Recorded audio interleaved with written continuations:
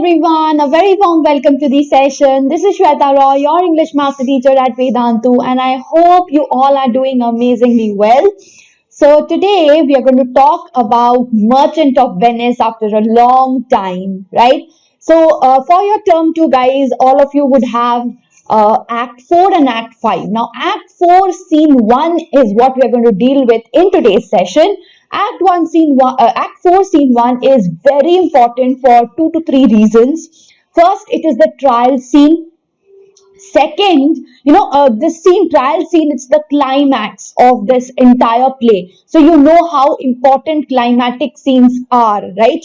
When you watch a movie, you are glued to the scenes when the climax approaches, right? When the climax scene appears.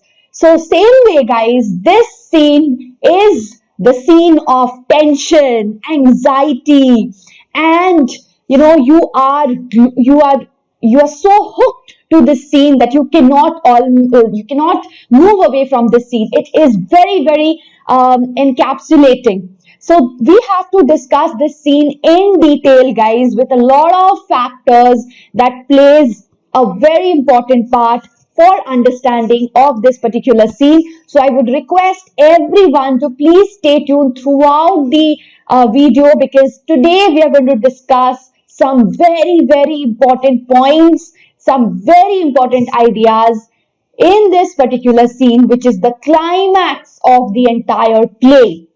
This is going to be very important from the point of view of your exams too, because you are going to get a lot of questions. You can expect questions from this particular scene.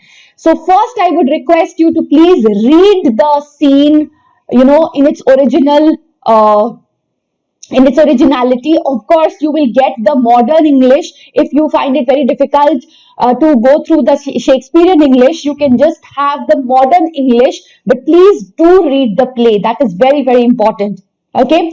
And in this session, what we will do is we will be analyzing this particular scene in detail. So that will help you to understand in depth what is the play talking about, what is the climax, and what is Shakespeare trying to portray in this particular scene.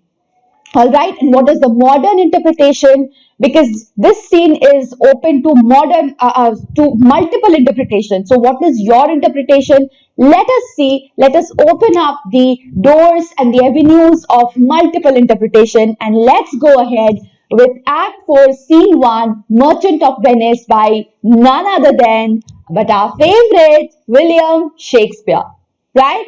So Act 4 we will be dealing with this first scene, and that is the trial scene, guys. This is the scene where the trial happens, which is the climax. Yes, which is the climax of this play. So those of you who do not know me, those of you who are new here, let me give you a quick and brief introduction about myself before I move ahead with the session.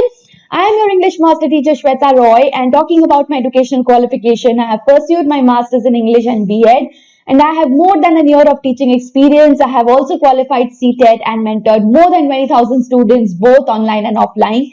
And guys, you know that you are empowered. So let's unleash the power within you, and let's start off with this beautiful, wonderful session with the word of the day.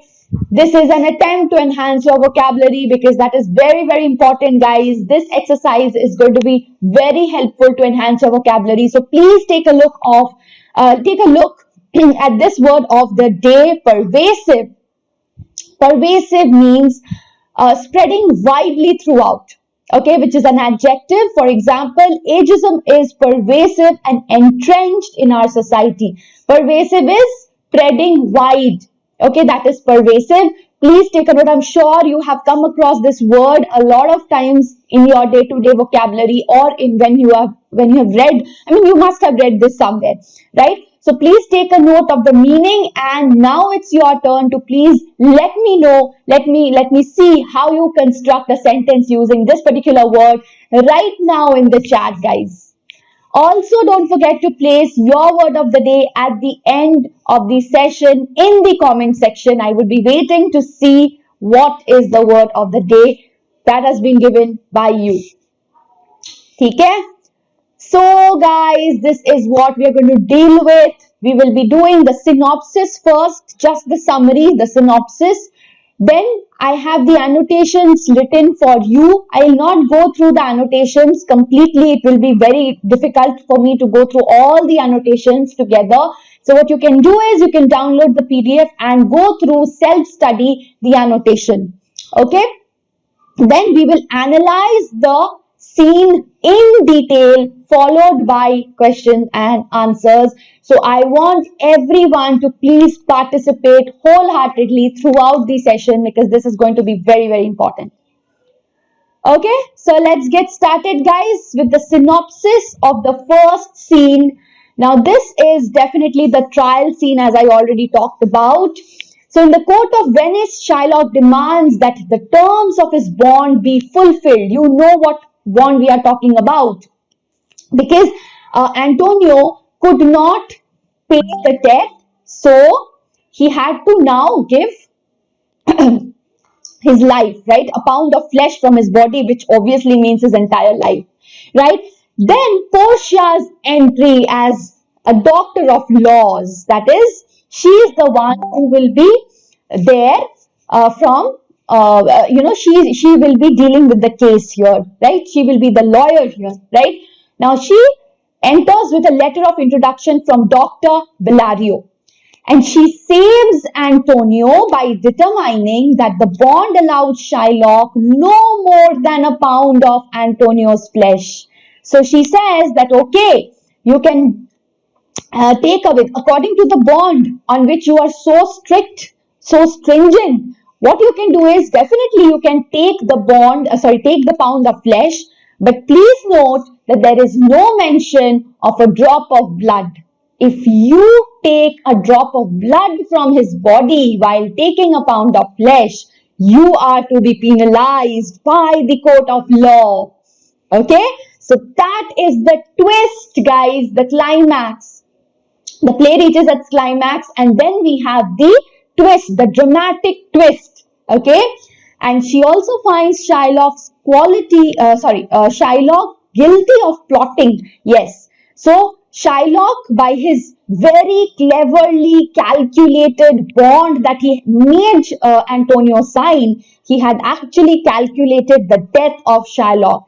So yes, she also finds Shylock guilty of plotting the death of a Venetian, and therefore he is subject to the penalty of forfeiting his estate. So his penalty would be his estate, okay, that is his fine, okay, forfeiting his estate, that is paying his estate as a fine, okay, and suffering execution. And Antonio then intercedes with the Duke to reduce the penalty. Okay, a defeated Shylock agrees to the proposed terms. He has no other option, but he finally gets defeated and he has to agree to the proposed terms. And Bassanio offers the disguised Portia. So you know that Portia was disguised, okay? And this is another very important feature in Shakespearean play, because Shakespeare, Shakespeare uses a lot of disguise. Okay, so you must be already aware of the fact that in those days women did not play, women did not take part in the play. The men used to disguise themselves as women and they enacted. Women were not allowed to enact, right? And Shakespeare plays this, Shakespeare has this, he uses the disguise a lot in his plays, right? Usually in his plays, the female members are disguised as male members, right? So here also he, he makes Portia disguised as a man, right? And 3,000 ducats. So Bassanio offers the disguised Portia 3,000 ducats that he brought to give to Shylock.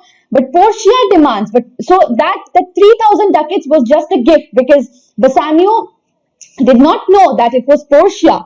She was disguised, right? So he thought that he should give 3,000 ducats as a gift because she saved Antonio's life. But Portia demands that she wants that ring, okay, which Bassanio has. And if you go back, guys, if you remember, Portia had given that ring to Bassanio, right? And he said she was that was a test, okay? She said that you should never part away with this ring, right? And now she's trying to test Bassanio by asking or demanding that very ring that Portia had given. So this is again a comical, this is a comical element which is introduced, and a witty. From here we can definitely talk about Portia's witty nature, right? She is trying to frolic with Bassanio here, right? And then when he refuses, obviously he could not give away the ring, because that was a token of love given to him by his wife, right? But she departs as if she is insulted. So again she plays, okay. And then when Antonio asks Bassanio to give the ring, Antonio says, okay, well, what's wrong? Please go and give the ring, right? Bassanio sends Gratiano after her. So now finally he thinks of giving that ring. Okay, so now guys, word meanings with annotations. Now please go through all these word meanings which I have already for you guys. Okay, please self-study the word meanings. Okay, this will help you. Okay, all the word meanings are here for your reference. So when you download the PDF, please go through the word meanings, which will help you when you read the play, guys. Read it in its original form along with the word meanings. Please do that once, because that is very, very important. And also then read the modern English translation. So some of the parts are very important. For example, here you have among you many a purchased slave, which like your asses, your dogs and mules, you use in abject and in slavish parts. So this is a speech which is given by Shylock. What is he saying? He argues that it is a common practice to keep slaves, and many in quote.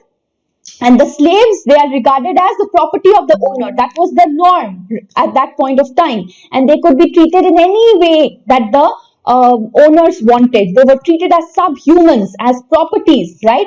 Similarly, he says, similarly, this pound of flesh that I am demanding is my property, and I will do whatever I like with this pound of flesh. Okay, so this passage shows the unyielding and determined nature of Shylock, as well as his cruelty. So when you write the character sketch of Shylock, this is a very, very important speech that you can mention. You can, you can give as an example, justifying his unyielding and determining nature, and also his cruelty. Okay, so this is important, and you can go through all of these. Okay, now here, yet in such rule that the Venetian law cannot impugn as you proceed. Okay, now this is, yet in this accordance with the rules and the law of Venice cannot attack you for bringing the case. Okay, so Portia later reverses this opinion. Why? Because her final decision makes Shylock into the accused instead of the accuser. Okay, if you look at the ending of the play, Shylock becomes the accused, right? So it is the very nature of the suit constitutes a conspiracy against the life of a citizen. Okay, this is also something which you should take a look. Okay, and then must the Jew be merciful. By must, Portia means according to the ordinary laws of humanity and kindness, you must. But again, Shylock, he takes us up as meaning of legal compulsion. So here it is not, must does not mean legal compulsion. Okay, must is, here must means that something that you should do. Why? Because of humanity. And from here we will go to the famous speech on mercy that Portia delivers. We will be also summarizing that particular speech at the end. Okay. All right. So you can just go through these, all of these, word meanings and annotations. So please download the PDF and go through the word meanings and annotations. I've discussed few of them. It's not possible for me to go through all of them because there are many. Okay, so please self-study the word meanings and annotation. And now we will be beginning with the analysis of the scene, which is very important. It will be also covering a lot of important quotes. Okay, so guys, here, as I told you, we reach the climax, the highest dramatic point of the play, right? So that is the climax, that is the peak, okay, which is the point of tension, which is the highest point of tension, and where we can also find the twist in the play. All right. So in this scene, the matter of the bond reaches its crisis, and also after the crisis, what will happen? What will happen? Resolution in the next scenes, next few scenes and acts. The resolution, the fall of action. Okay. Now Shylock is defeated, as we already know from the synopsis.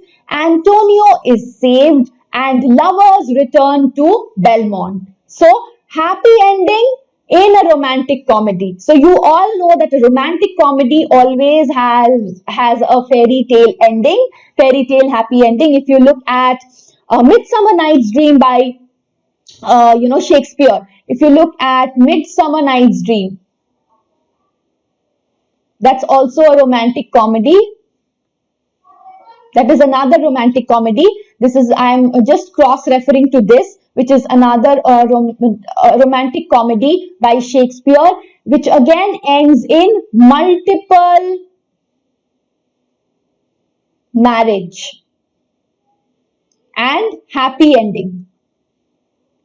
Happy and fairy tale ending, right?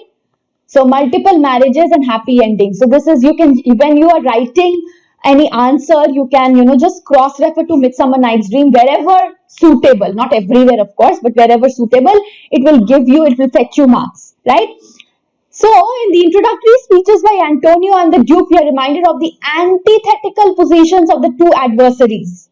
Okay, so the Duke of Venice himself calls Shylock an inhuman wretch, incapable of pity. So you can, character sketch of Shylock. When you mention the character sketch of Shylock, these are the points which you can definitely take from here. So please take a note of this.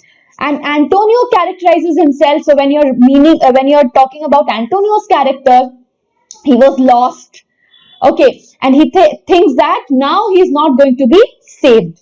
And sympathy surrounds around Antonio, but please remember, we also sympathize with the solitary figure of Shylock, okay, because he is an intensely sympathetic figure here, alone in the solitude, because he's the only Jew there, surrounded by his enemies, all Christians, right?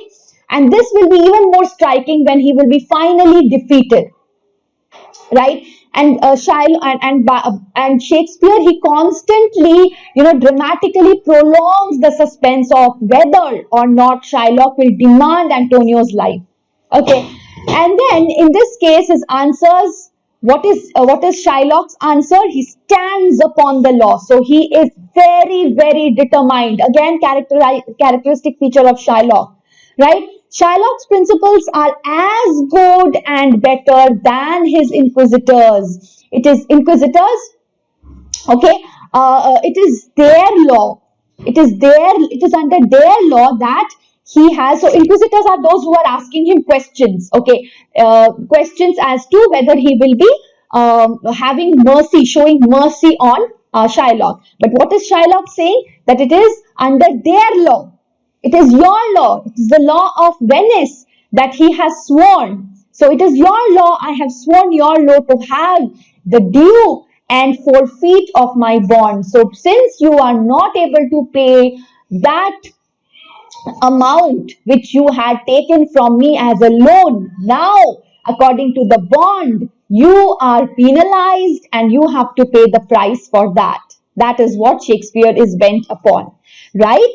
And then, very important, he admits that his desire for revenge lies in the lodged hate that he bears towards Antonio. So he is not very interested in the law actually. What is he interested on? He's interested in the revenge. Why? Because of his lodged hate, right? And his real motive has nothing to do with what is right or wrong. That is just for show.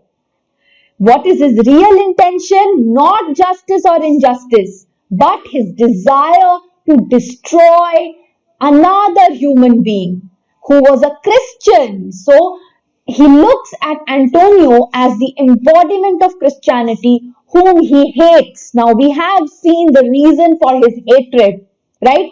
Because he had publicly scorned and spit upon him. So he had faced persecution for a long time, public persecution for a long time, and now he has become a villain.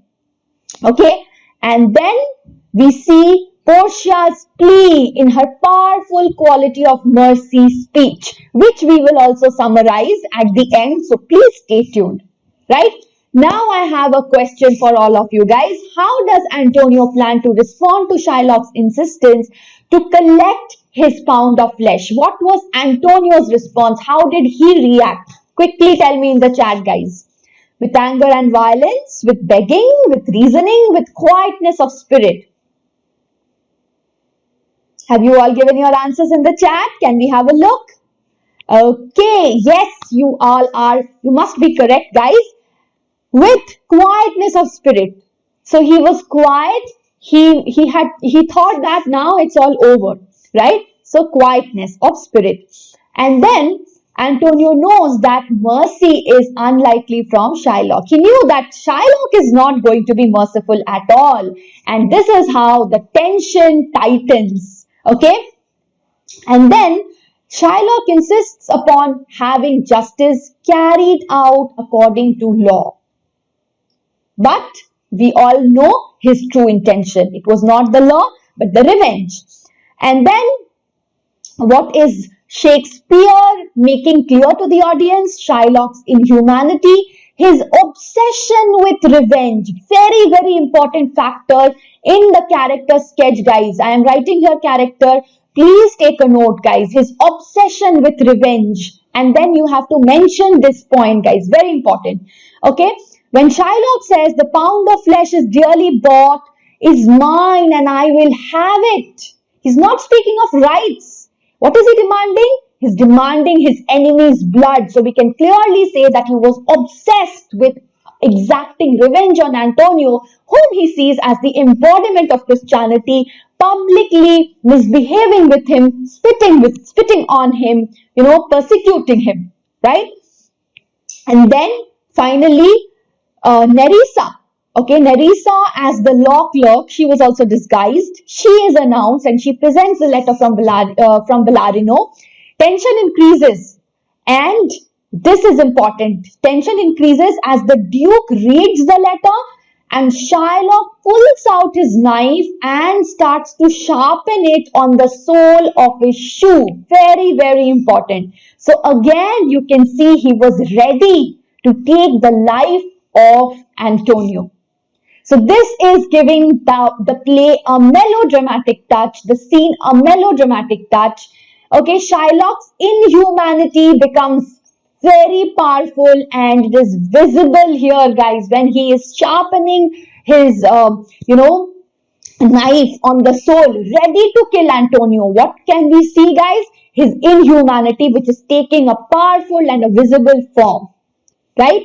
And then he, an alien Jew in a Christian community, that is also very, very important. That is how Shakespeare tries to garner the sympathy of the audience towards Shylock. Okay, so that is why he's not an out-and-out villain till the end of the play, right? Because he's an alien Jew in a Christian community that has spurned him, has triumphed over prejudice, and has won in a Venetian court because of the binding integrity of Venetian law. This is also very, very important. Then, when Portia is brought on in disguise, Shakespeare again keeps the tension. and her question gradually, do you confess the bond? And he answers that he agreed to the bond. And after this, we will have the quality of mercy speech, which I will be discussing very soon. Okay, and then guys, Antonio's now see, she quickly sees a flaw in the bond when she studies the bond carefully.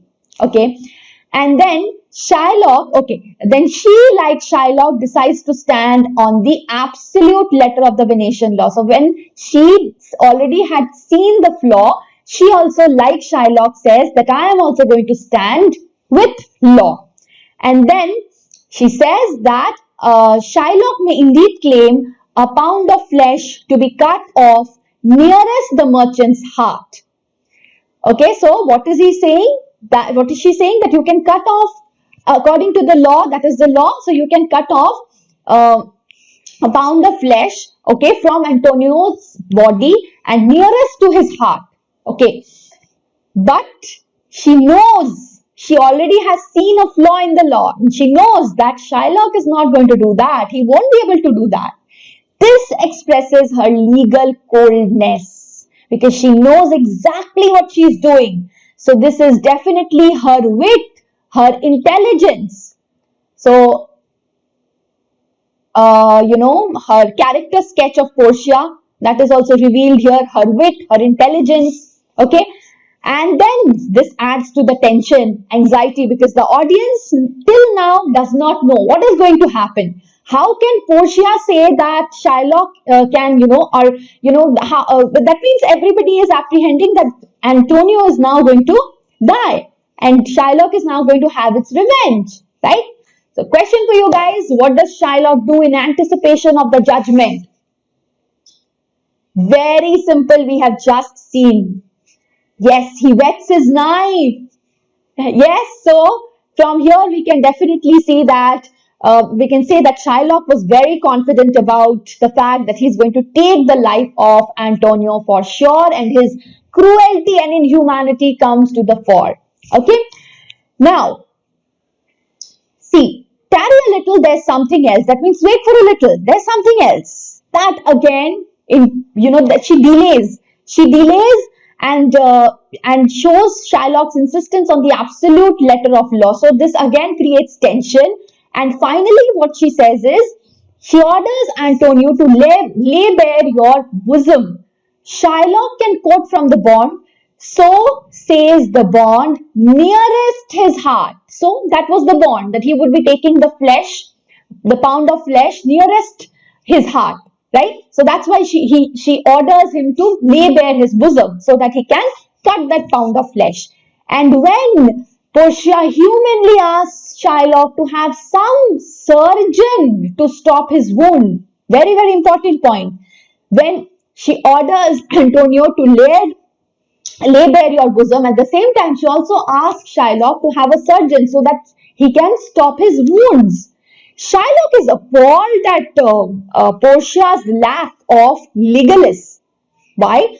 He says that it's not mentioned in the bond.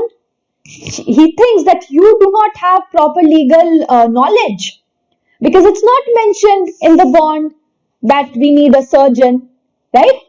And then Portia is slowly leading Shylock to a trap that he has already prepared for himself. Okay, with his reply to her plea for mercy. So when she was pleading for mercy, when we have the powerful speech of Portia about on mercy, he had replied, "My deeds upon my head, I crave the law." Very important. So he says that I don't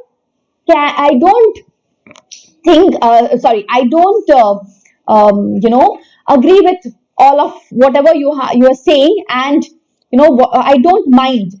I don't care about my deeds upon my head, which means I don't care about my deeds at all. What is important for me right now is the law, because according to the law, he is going to take the life of Antonio. That's what law meant for him, right?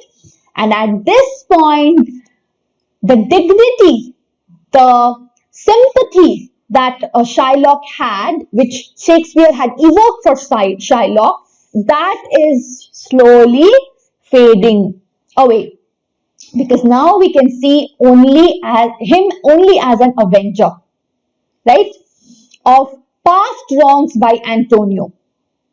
So now when he is whetting his knife, he is anticipating with relish that he is now going to take revenge. So he becomes a butcher who loses all the sympathy. He becomes a murderer, right?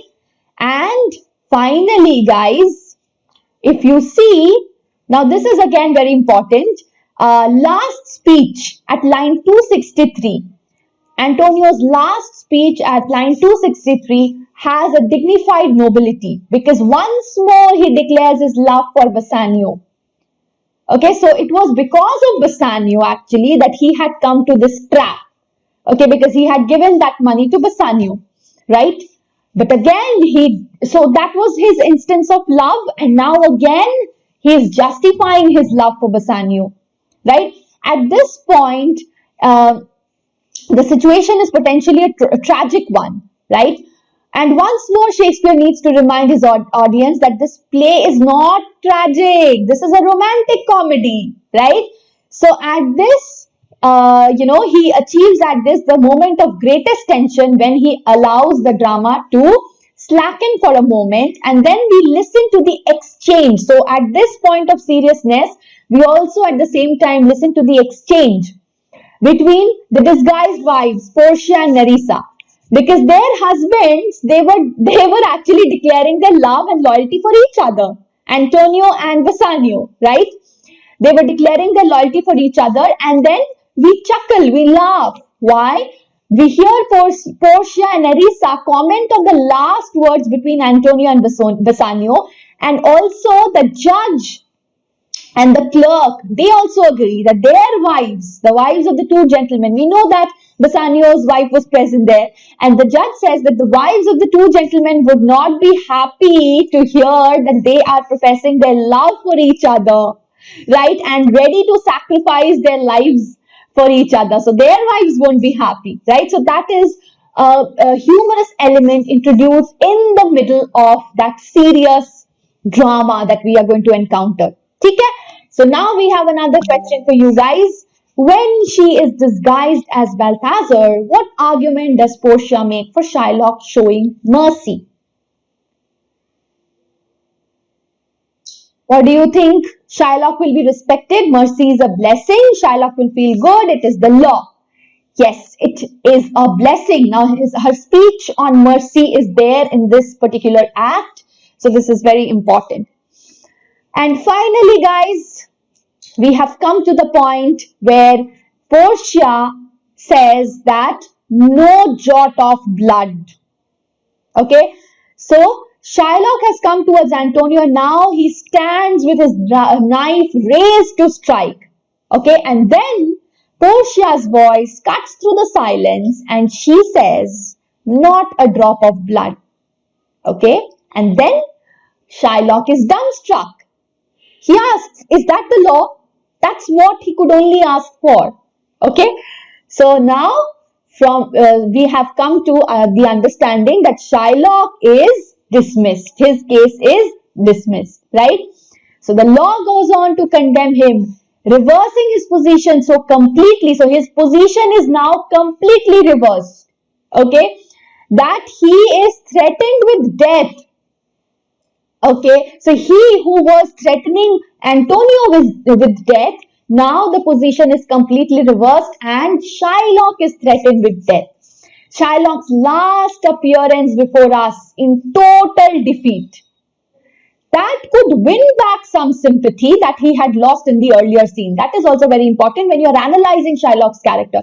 If you remember earlier when we got to know about that speech of Shylock which had evoked the audience's sympathy when he talked about the kind of persecution that he faced, the kind of insults and humiliation that he had faced throughout, that hath not a Jew eyes, that speech had evoked audience's sympathy. In the previous point where he was almost like a villain, a butcher. He had lost sympathy, and now when his case is defeated, somehow that sympathy is again gained, right? Okay, and one can hardly imagine the last, his next to the last line, I am content, uttered in any other way than in almost a whisper. So he has lost everything, and now he has nothing to say basically. He has been defeated. He, a Jew in a Venetian Christian court of law, as a part of his punishment, he has agreed to become a Christian. He has nothing to say, he has nothing to do, but he has no other option than to become a Christian, which is again open to multiple interpretations according to the modern reading and modern criticism, right? And this is an ultimate punishment for such an Orthodox Jew. Okay, so yes, and there is no denying fact that the rule of law is important, but when it is not tempered with mercy, the rule of law, when it is not tempered with mercy, can become inhuman and destructive. That is what Shakespeare is trying to point out.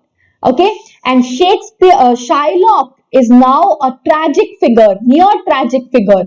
Okay, and Shylock is left stripped of his daughter, his property, his religion. Very, very important point that you have to incorporate in your answers. This seems a very harsh judgment, don't you think so, guys? But he was also at the same time very harsh, so harsh that he was about to take the life of Antonio, another human being, right? So this is very, very important. And but at the same time, guys, you have to note that Shakespeare was performing this play, and the audience, it was Elizabethan period. It was the Elizabethan period, and the audience were Elizabethan audience, and the court judgment that Shylock become a Christian would have pleased the Elizabethan audience immensely, because that was what Shakespeare wanted, to please the audience. Only then his play would work, because he was writing play, and that was his plays, that was his mode of survival. That was how he used to earn his living, by writing plays, right? So if he is not able to please the audience, then his play won't work, right? They all believe that only a Christian could achieve salvation. So he's so brilliant. He's playing with the feelings of the audience, right? And they could see the court's decision as a chance for Shylock to achieve salvation. Thus, the judgment was imposed for the good of Shylock's soul, according to the Christian sentiment, according to the sentiment of the audience at that point of time. Right? So I hope you have understood this scene, guys, and now we will see some questions, very important questions, and before ending the play, guys, before ending the session. So I want everyone to participate in the question. The first question is, whose arguments are more convincing, Bassanio's or Shylock's? What do you think? What is your input?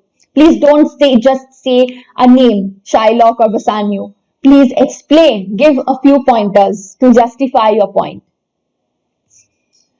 Okay, so both are quite considerate, right?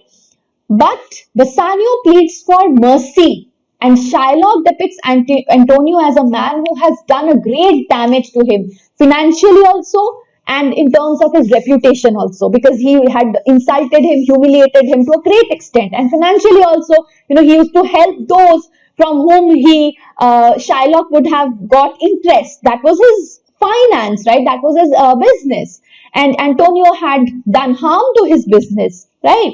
So both ways, and also in terms of, okay, however, Bassanio's in arguments are more convincing. Why? Because it is extreme cruelty and savagery on the part of a man to take the life of another human being.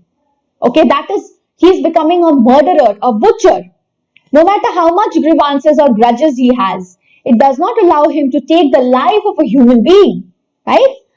Okay, next question is, does Antonio speak in a mood of calm resignation? Is he afraid of consequences? So we have already done this part as an MCQ where you talked about quietness of spirit, right?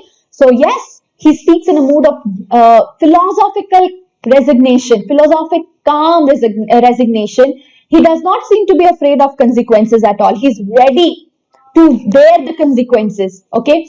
To let the Jew have whatever he has, whatever he wants. He knows that the Jew is bent on exacting revenge, and the Jew's revenge is volcanic and sweeping in its motion. He therefore resigns before his fate. So he understands that there is nothing that could be done. So he resigns right before his fate. And the final question that we have is very, very important, guys. Portia's speech on mercy. Okay. Now, the quality of mercy is not stained. This is how the speech begins. Okay. This describes how mercy, which is an attribute of God himself, that can save a person's soul. So mercy can save a person's soul and elevate him to the degree of God. If a person is merciful towards the other, he is near God. A person with a large heart is elevated to the position of God, right? In Hindi we say, जो माफ कर देता है उसका दिल बहुत बड़ा होता है, right? So same way, the one who is merciful is having a very big heart and he attains the position of divinity. Okay, so only mercy can save Antonio's life, nothing else. To make her point clear, Portia uses several metaphors to convince Shylock. Initially, she first tries to convince Shylock, but no amount of convincing could bend his so-called law that he was craving for, right? So Antonio, according to her, mercy is like the rain that falls naturally. So mercy should come naturally. It's a humane thing. It should not come as a force. And the quality of mercy blesses the one who shows it and the one who receives it. Obviously, if I am merciful towards a person, he is benefited from my mercy, but also at the same time, I am blessed by God because I am going to attain the position of divinity. And it is more powerful than the sway of the scepter and the gravity of the crown. So the sway of the scepter, crown, these are all symbols of royalty, right? Right? So she says that it places a king not just in the heart of others, but also in the people's heart. So you can rule by showing mercy, not by showing cruelty, right? So if you show mercy, you are not just in the person's heart, in the heart of other kings, but also in the heart of your people. And when you are in the heart of your people, people will remember you and then you can be a good king, right? So one can become like God as it is an attribute to him. Okay?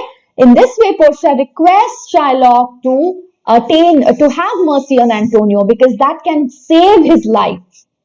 So this speech, again guys, please go through the speech of Portia. It's a long one. Okay? The speech on mercy, that's very important. And that is all, guys.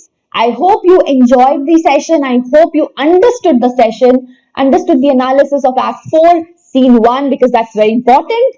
And guys, if you are facing any problem, guys, if you have a lot of doubts, if you have no conceptual clarity, you need more questions and assignments, you are lagging behind in your syllabus looking for a revision plan, we are there to help you out with our Vedantu's live and interactive courses, which has online questions, which will cover your entire syllabus, and it is there for all your subjects, which is going to give you notes which you can download at the end of each session, and all your doubts are going to be instantly solved. You can clear your topic-wise assignment, take mock tests, and thousands of micro courses absolutely free. So you just need to click on the link in the description box, use the coupon code, and that's going to give you a complete discount, guys. And this is the discount price that you have for light and classic. For classic, you get an additional feature of doubt solving on mobile apps. So quickly go ahead and click on the link which is there in the description box and pin comment. Till then, take care. Bye-bye. Don't forget to hit the like button, share the video amongst your friends, and also comment on the point. How did you like the session? and also do let us know if you have any queries from any portion in this particular session. ठीक है? In the next session, we'll be talking about the next scene. Right? Till then, take care. Bye bye. See you.